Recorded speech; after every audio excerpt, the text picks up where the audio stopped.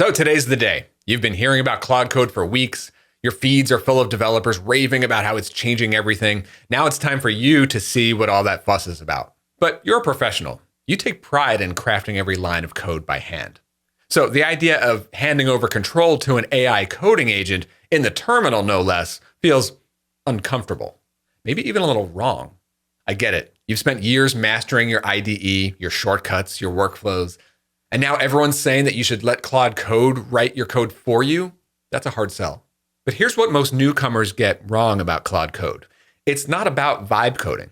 It's not about typing a prompt and magically getting a perfect app in 30 seconds. It's definitely not about giving up control over code quality. What Claude Code actually is a force multiplier for experienced developers. So you keep your standards, your architectural decisions, your taste, but instead of typing every bracket and semicolon, you're directing an incredibly capable agent to implement your vision.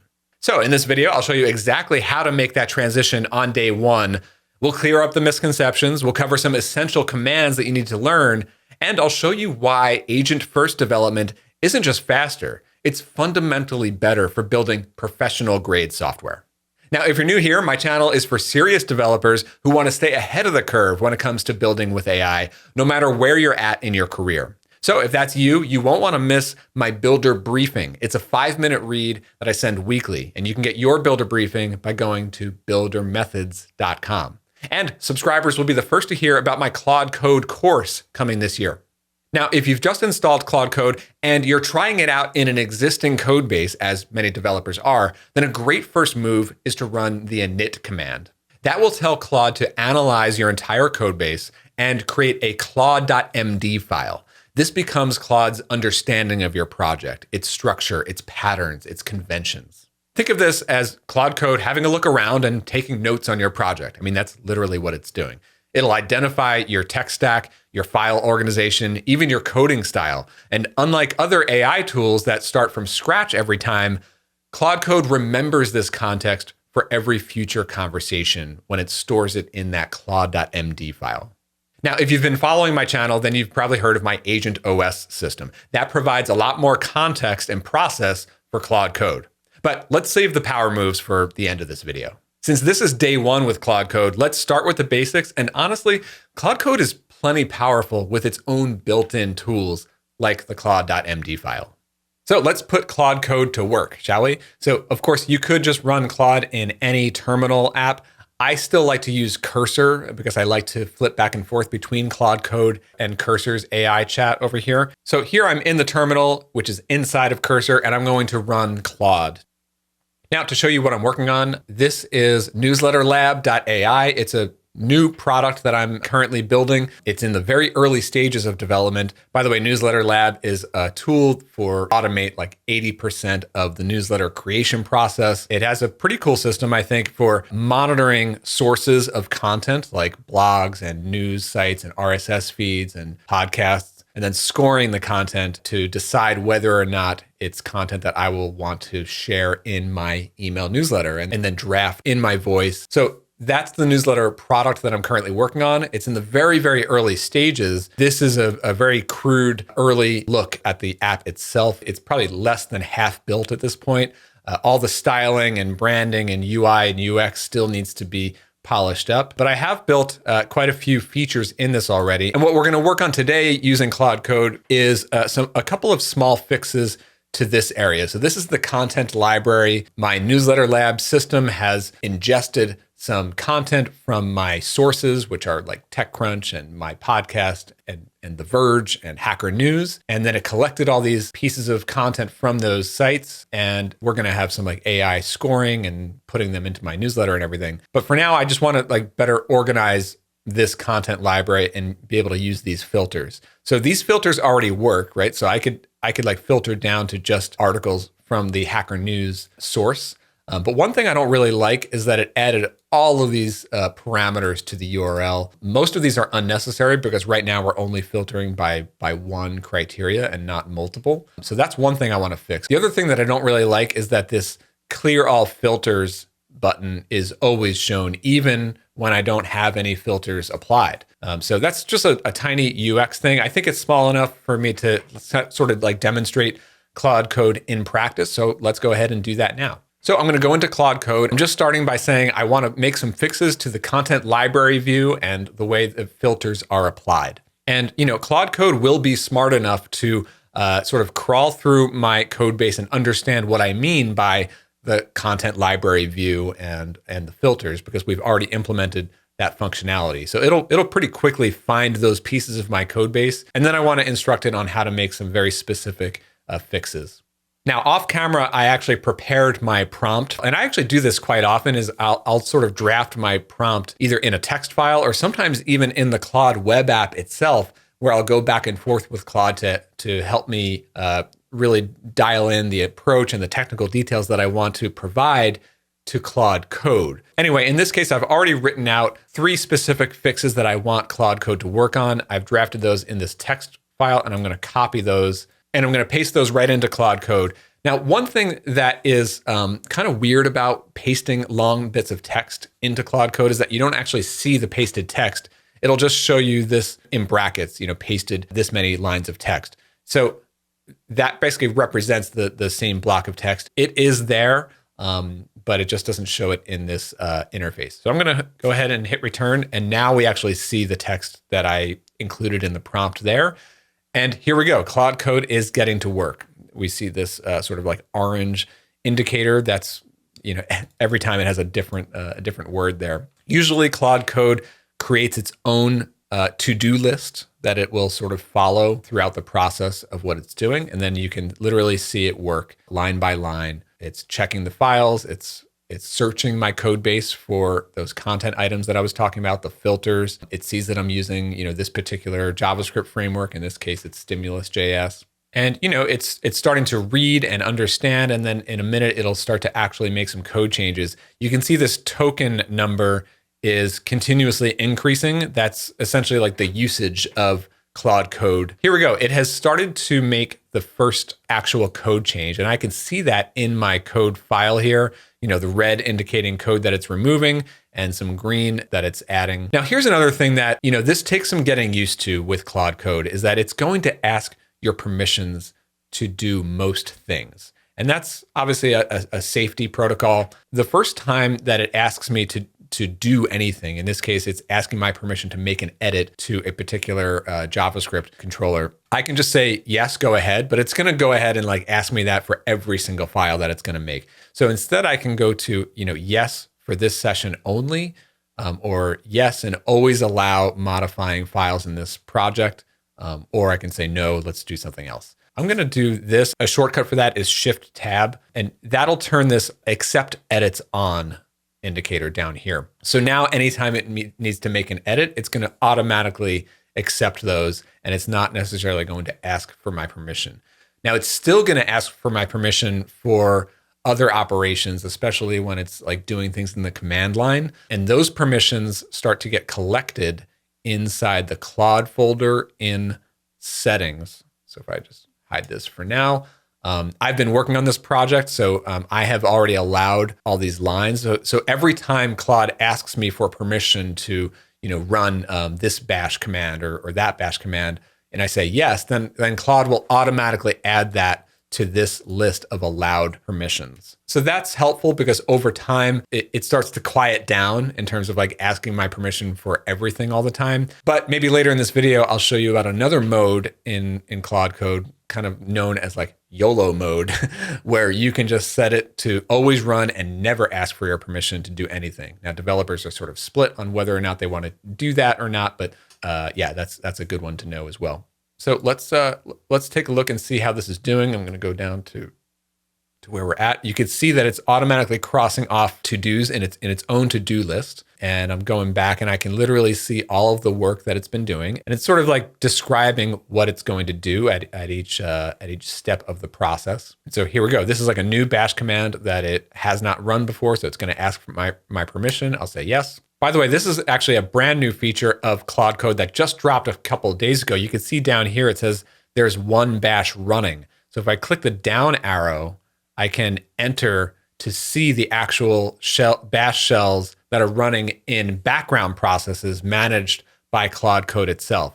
So it's actually running my server on this first one. The second one failed, and I can see why it failed because I was already running the Rails server in my own separate terminals. That's why that port in particular failed. So that's kind of a cool new feature of Claude Code, is that it can run its own terminal instances or bash processes on its own in the background, and you can actually see those, see what they are, kill them, or view them. Anyway, our task here appears to be completed. Claude says that it has successfully implemented all 3 requested fixes, and it sort of lists them out, 1, 2, and 3. So let's go ahead and see how we're doing. I'm going to restart my server. All right, so just taking a look here, I think it did a pretty good job on this. So right off the bat, I don't see the link that says clear all filters, and that's exactly what I wanted because I don't have any filters applied. It wouldn't make sense to show a link to click if I don't have any filters applied. So let's go ahead and apply one of those filters. So if I filter by just the Hacker News source, now that clear all filters link appears, and that's exactly what I wanted. And we're only showing that source shown in the URL, which is a much cleaner URL. So if I click clear all filters, good. So it went back, it reset my selections here, which it wasn't doing that before. It cleaned up the URL and it hid the filters thing. So let's see how it does when I filter by multiple things. So let's see if I filter by this newsletter and this section of the newsletter. Okay, so it's like stacking on filters, and we have the clear all filters here, and I can see my content items. I can also flip into list view or card view. So this whole view obviously needs a lot of like styling and design work and UI and UX. But that little UX bug is now fixed. And again, I can click clear all filters, and I like that much better. Good to go. And so, now I'm back in Claude Code. Normally I actually just run my own Git commits, but let's see how Claude Code does if I ask it to commit this to Git. So I'm going to ask it to create a descriptive commit message and commit the work.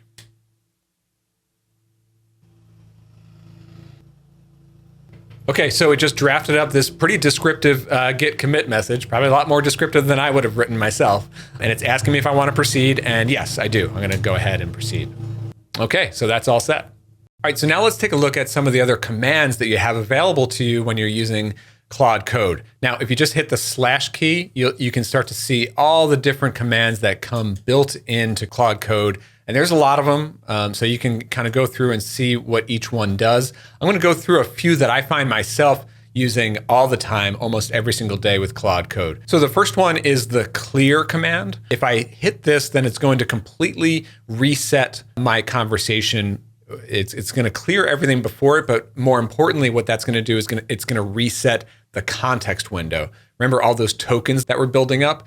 Claude Code's models have different limits in terms of like how many tokens that can fit inside the context window. So, from time to time, you do need to clear, especially when you're done working on this feature or this fix, you're ready to move on to the next thing, hit the clear command to completely clear it out. The other alternative is the compact command. So instead of clearing everything and losing all the context and losing all the short-term memory, if you will, you can use the compact command, which will still clear it all out, but it will take certain bits from the previous conversation and summarize them and then pass them along into the new refreshed conversation. By the way, I have an entire separate video all about context engineering and specifically using these commands with Claude Code that you can check out here on the channel. So for now, I'll just do the clear command, and there we go. So now it's all cleared out, and it's like I'm starting fresh, and I can start my next feature. Now, what if I didn't even mean to do that, and I want to go back and resume a previous conversation? Well, luckily, Claude Code has a resume command. So I can go to resume, and I can hit that, and it's going to give me a long list of all the different conversations that I've been having with Claude Code, and I can pull up any of them. And here's the one that I was just working on earlier today. So here is that entire conversation. None of it was lost. I can always go back. I can pull bits out of this. Maybe instead of clearing, I can use the compact command on this instead. I use the resume command, especially when I'm coming back like the next day and I'm continuing to work on something that I was working on yesterday. Let's see, what else do we have here? I like to look at model sometimes. And so model will tell you exactly which model from Claude you're currently using. I tend to default to the Opus model, which is the best model available right now. That's Opus 4.1.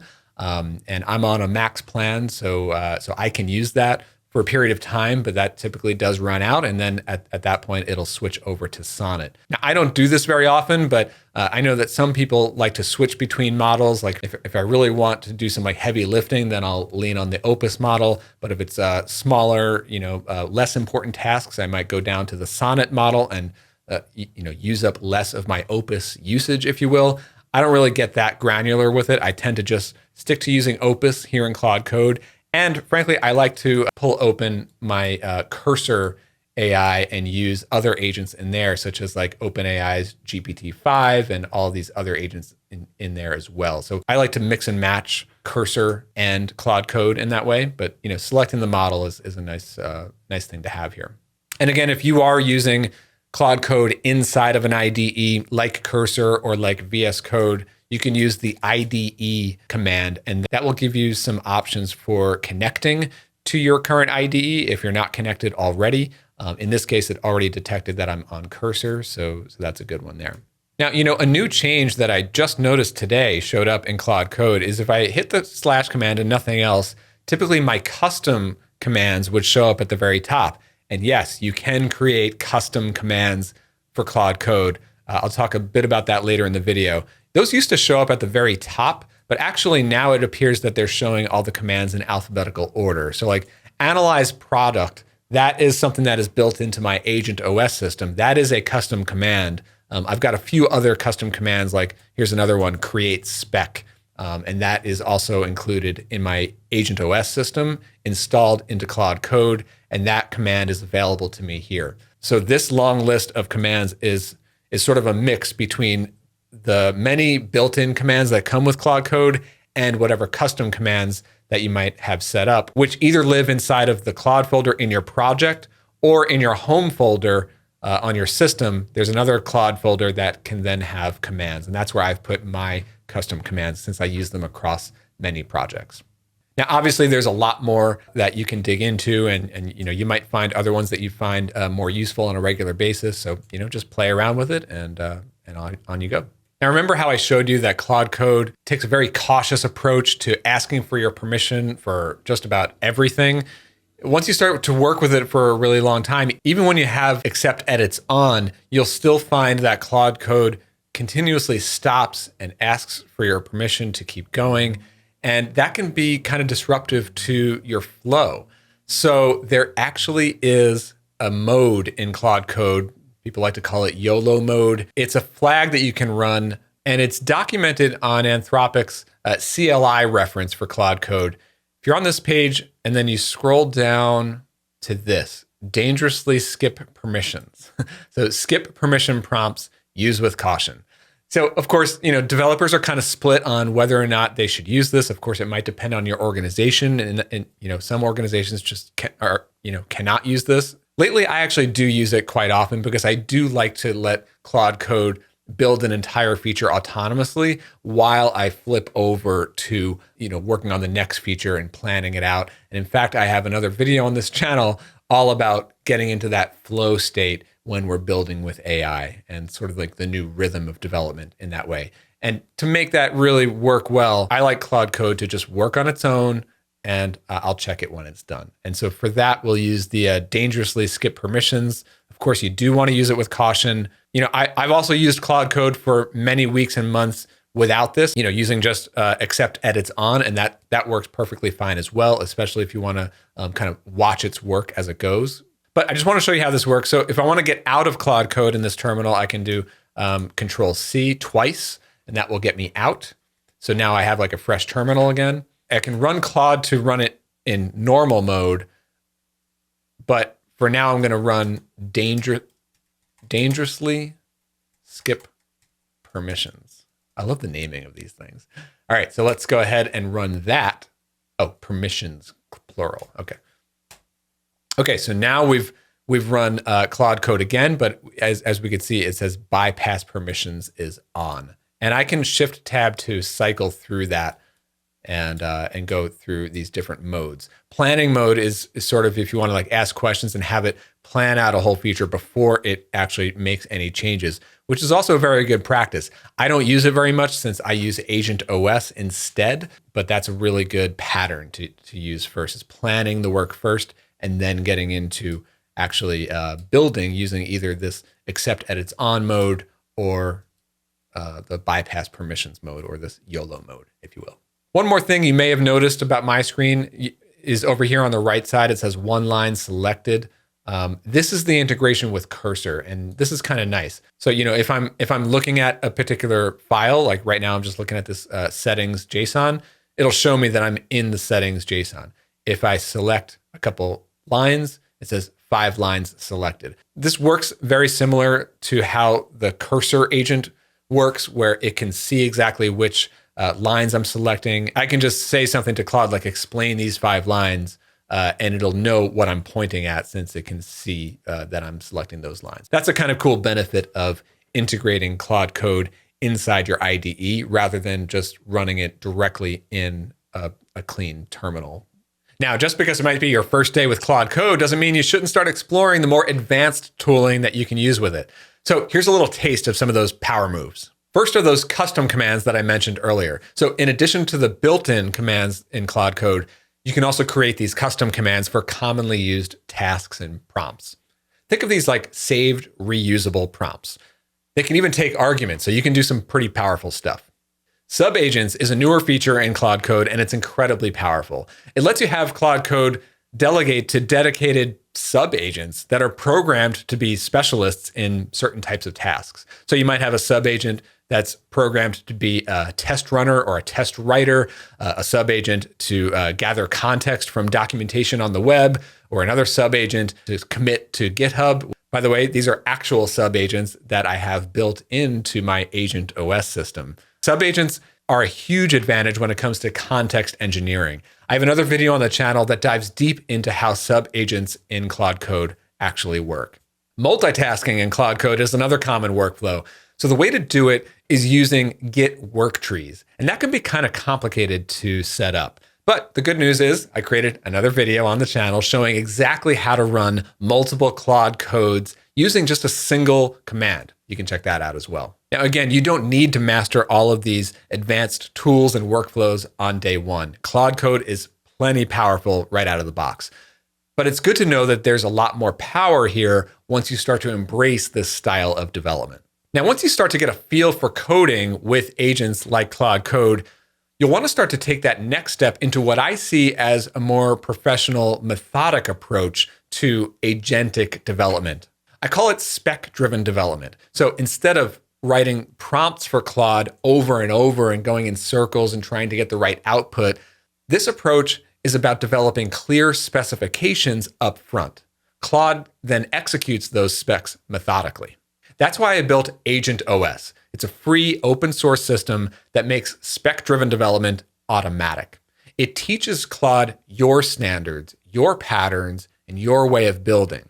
And it's highly optimized for Claude Code, with advanced features like subagents built in by default. And the difference is real. So instead of spending all of your time in these prompt loops, you can spend that creative energy thinking and planning. And then Claude builds exactly what you specified the way that you would build it yourself. And so that's the shift that you'll start to feel in this new era of coding with agents. You'll spend a lot more time architecting specifications while letting Claude Code handle the coding legwork. So Agent OS is linked in the description, and you can watch my entire walkthrough video here on the channel. Making the switch to Claude Code isn't about giving up control. It's about gaining leverage. You're still the architect, the designer, the decision maker. But now you have an incredibly capable agent turning your vision into reality. And I think this tool brings a major shift to our industry. So for a deeper dive into what I think this means for us as professionals, I want you to see my video called The Case for Claude Code. So right after you hit subscribe on this channel, I'll see you there. Let's keep building.